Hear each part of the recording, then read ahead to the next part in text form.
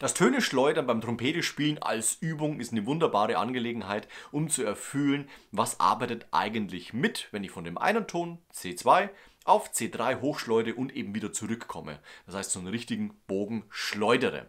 Man spürt, wie der Ansatz sich anspannt, man spürt, wie die Zunge mitarbeitet und wie wenig Luft eigentlich für die hohe Lage notwendig ist. Also ich blase ja nicht während dem Töne-Schleudern wesentlich mehr Luft hinein, sondern ganz im Gegenteil. Ich behalte den Luftstrom bei, alles andere macht Lippe und Zunge. Natürlich spielen noch ein paar Faktoren mehr eine Rolle, aber es kommt letztendlich jetzt bei dieser Übung darauf an, dass wir erfüllen, was macht die Zunge, was macht der Ansatz. Und leicht erklärt, ohne komplizierte Fachbegriffe, machen wir uns gleich ran an die erste Übung. Das heißt, wir schleudern Töne nach oben. Wir beginnen beim C2 und gehen dann chromatisch abwärts und wieder zurück. Los geht's. 1, 2, 3.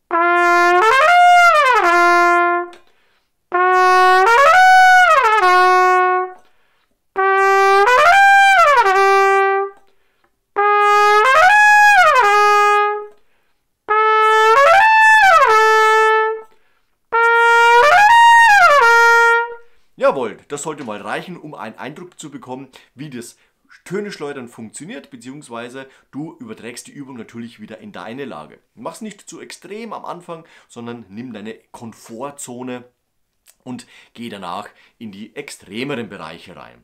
Wenn du jetzt das Ganze als Höhentraining trainieren möchtest, dann empfehle ich dir, dass wenn du nach oben schleuderst, oben bleibst. Das heißt, du schleuderst nach oben, zum Beispiel von C2 auf C3, und bleibst stehen. So zum Beispiel.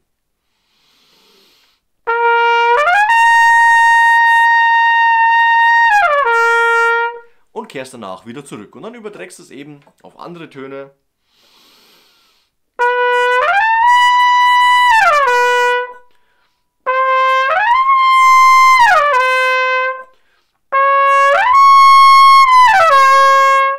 Und so weiter und so fort. Also, du kannst nicht nur Flexibilität trainieren mit anhand dieser Übung, sondern du kannst auch gleich einbauen, dass du für die Höhe eine stabilere Muskelkraft, einen stabileren Ansatz trainierst. Denke immer dran, drück nicht das Mundstück gegen deine Lippen, sondern arbeite mit deinen Lippen, mit deiner Zunge, mit deiner Luft hinter dem Mundstück und du wirst sehen, du kommst wesentlich leichter, flexibler, klangvoller und so weiter auf deiner Trompete zurecht. Und dabei wünsche ich dir viel Erfolg. Wir sehen uns nächste Woche zu einem neuen Video rund ums Trompetespielen. Bis dahin, ciao, euer Nico.